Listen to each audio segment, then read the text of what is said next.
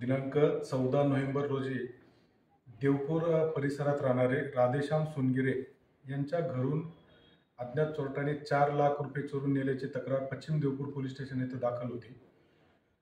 सदर घटनास्थळी तांत्रिक विश्लेषण विभागाचे अंगुली मुद्रा विभागाचे PSI व त्यांची टीम सुद्धा आपण पाचारण केलेली होती आणि त्यांनी त्या ठिकाणी जे ठसे घेतलेले होते ते ठसे त्या ठिकाणी एक चोपडा जळगाव येथील राहणारे दत्तू अशोक ठाकरे याचे असल्याची माहिती आपल्याला प्राप्त झालेली होती।